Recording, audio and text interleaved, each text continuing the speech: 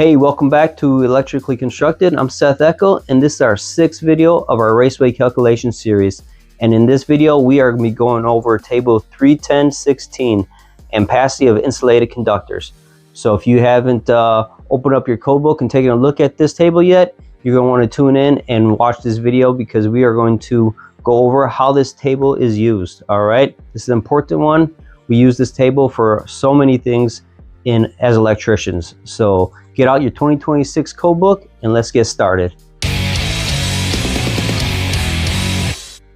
All right, before we jump into table 310.16, let's go back and answer the challenge question at the end of the last video. All right, so the question for our challenge question was, what square inch area does this cable take up at 0.65 outer diameter?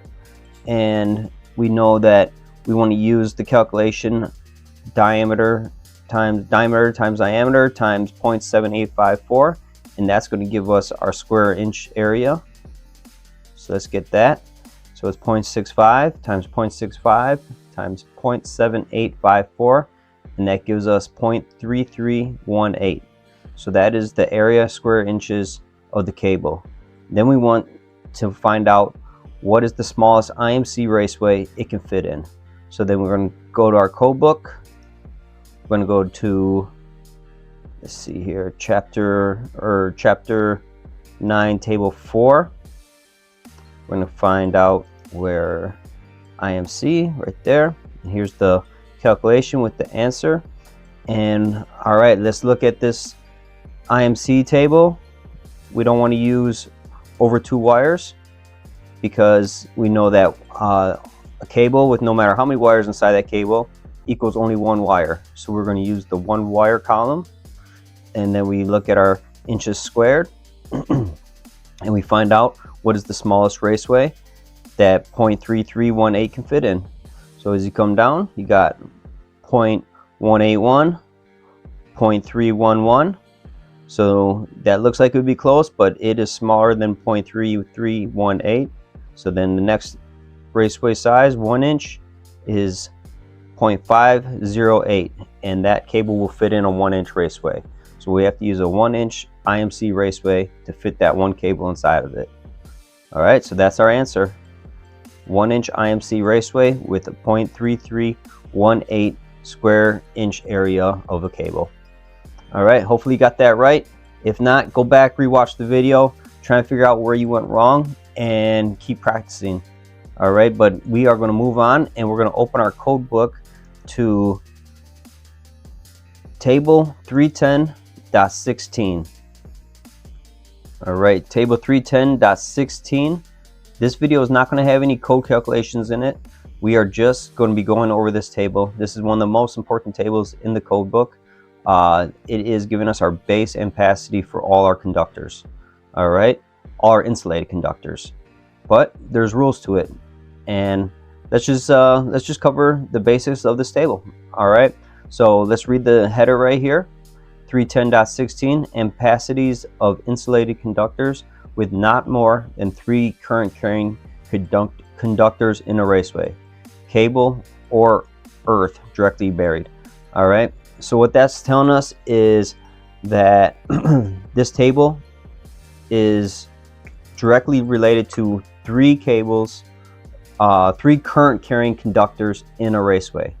So that's what the ampacity of all these conductors is based on. If there's more than 3 current carrying conductors in a raceway, we have to do ampacity adjustments, and we're going to go into those tables and adjustments later, but we're just going over this table today. All right, so the next thing we look at, we're going to go down to the bottom here, because there's a few more things I want you guys to understand. There's notes right here.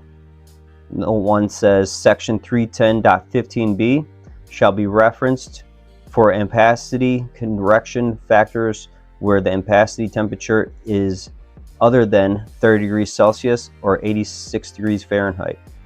So what that's telling us is that this table is also based on the 30 degrees Celsius to 86 degree Fahrenheit temperature rating. If it's a different temperature rating, like on a rooftop, outside, inside of a freezer, we have to use temperature correction for our ampacity as well. Again, we'll get into those tables later, but I want you to understand that the base ampacity for these conductors and these size wires are based on certain rules, and you have to apply those certain rules, and then you have to adjust the ampacity for a lot of different reasons. Another one, note 2, section 310.15 C1 shall be referenced for more than 3 current carrying conductors. So that's just like in the header up here, where this table is based on 3 current carrying conductors. You have to go to another table when there's more than 3 current carrying conductors in the raceway, so that we can adjust it accordingly. Let's read note number 3. Note number 3 says section 310.16 shall be referenced for conditions of use. So let's go to 310.16. And 310.16, ampacities of insulated conductors in raceway, cable, or earth direct buried. The ampacities shall be as specified in table 310.16, where all the following conditions apply. So conductors are rated 0 volts through 2000 volts. Conductors are rated 60 degrees C, 75 degrees C, or 90 degrees C. Wiring is insulated in wiring is installed in a 30 degrees C ambient temperature.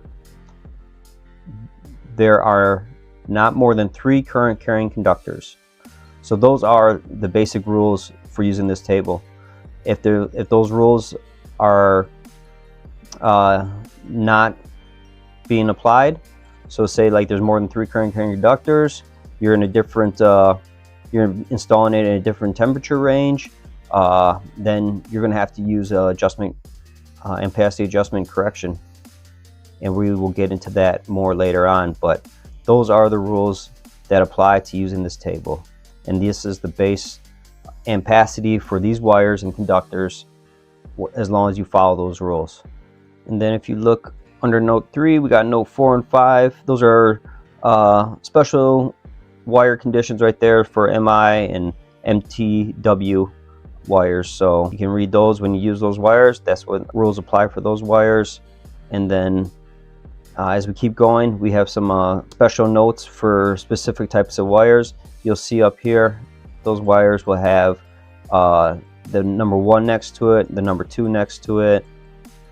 Get over to this side, you got some with number 3, some with 2 and 3 next to it, and then you're going to want to go down here and see what those notes apply to for these wires. So like all these ones right here that have number 1 next to it, it tells us that we have to go to 240.4D, and it should be referenced for conductors over current protection limitations, except as modified elsewhere in the code.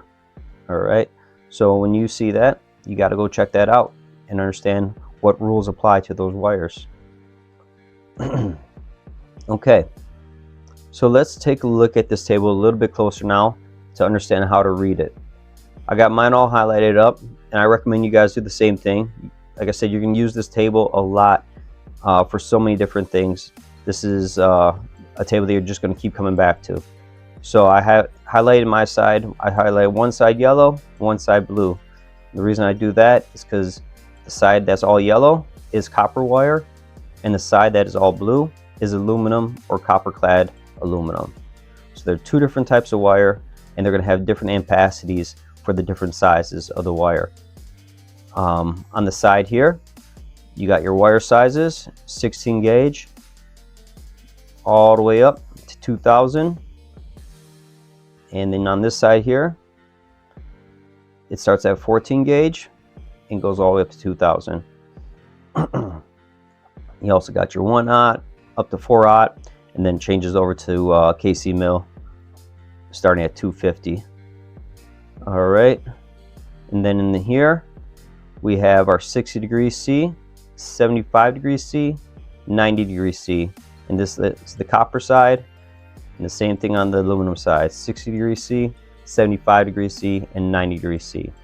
And what that means is that the cables in here, TW and UF, are only good for 60 degree C ampacity. So if you're using a TW type wire or a UF type wire, you have to use the 60° C column. That means that your ampacity, your starting ampacity, is going to be less than if you have, here we go, let's just point out XHHW. If you're using XHHW, you can use a higher ampacity for the same conductor size. So like number 8's here. If I have a TW or UF, my max ampacity, my starting point is 40 amps. But if I'm using an XHHW, my max ampacity, my starting point, is 55 amps. So same size wire, but this wire is capable of carrying more more ampacity based on the insulation of the jacket. Not the wire size itself. The wire size is the same, but the temperature that this insulation can handle is up to 90° C, where the insulation for UF and TW is only 60° C. So right away, we need to slow down when we look at this table, and we need to understand what type of wire we're using.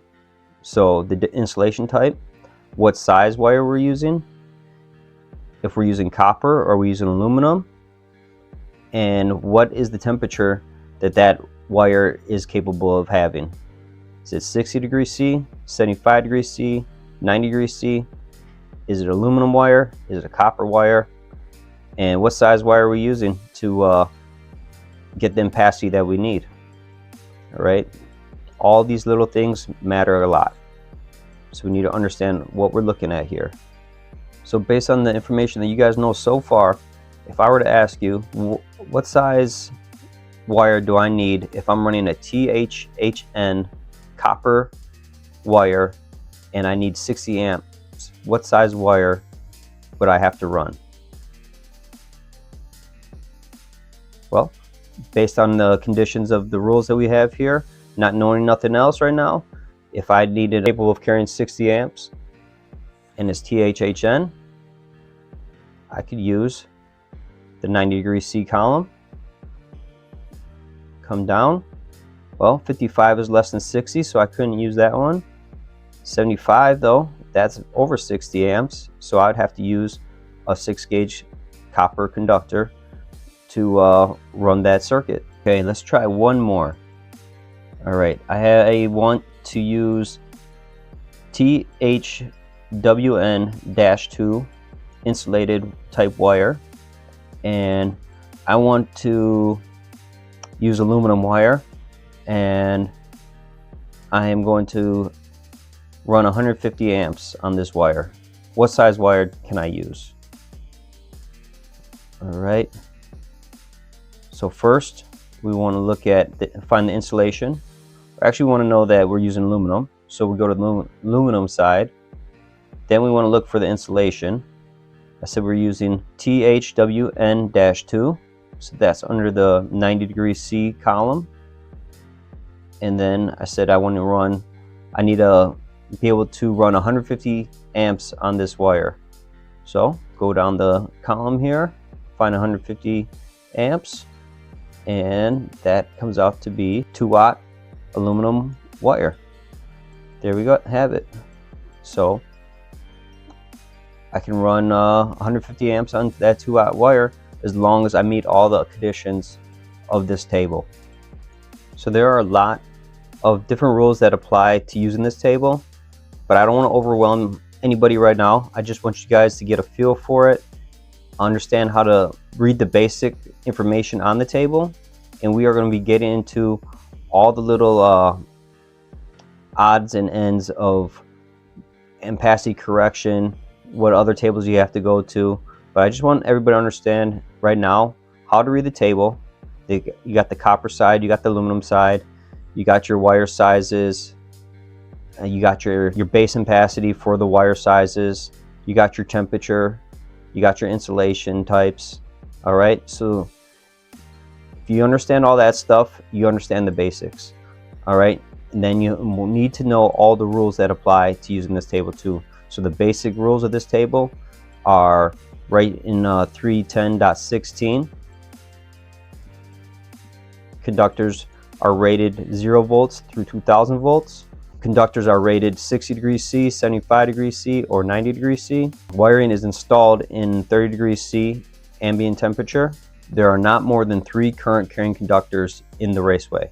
All right, those are the rules. If you have all those rules applied, then these amps are what they are. This table is 100% correct for those conditions right there.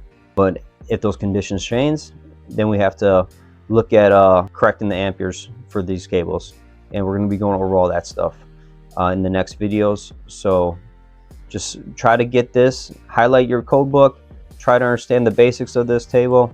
Don't get overwhelmed. There's a lot going on here. We just want to, just get a little familiar with it, a little at a time. Let's go to a slide I put together, and I'll put in our in the post on this channel so that you guys have a copy of this, so you guys can quickly just reference it for a guide. All right, basically all I'm doing is going over the key points of the basics of this table. All right, you want to read the table heading first. Use the table for insulated conductors. The table covers conductors rated up to and including 2000 volts. You want to pick the correct temperature rating for the conductors. The table starts with no more than 3 current carrying conductors, and these are the installation conditions the table is based on. It's raceways, cables, and direct bury. All right, and the next slide I got for you as well. Table 310.16 is starting ampacity. This is the conductor ampacity from the table before any conditions are applied. There are going to be other things that are going to change how we use these cables and how the ampacity needs to be adjusted, and we are going to go over all that. But please just try to look at this and just get familiar with it, get familiar with how to read it, highlight it, so that you can quickly understand it when you're using it later on. All right, but that is all I have for you in this video. The next video we are going to go over some ampacity corrections with carrying more than 3 conductors in a table. All right, I know there's a lot going on here. It's easy to get overwhelmed when you look at a table like this, but you're going to get more familiar with it. It's going to make perfect sense to you. The more you use it, the better you're going to get at it, and you're going to do just fine. So don't get stressed out. Just keep coming back, watching these videos, and we're going to work through it together. All right, stay sharp, never stop learning.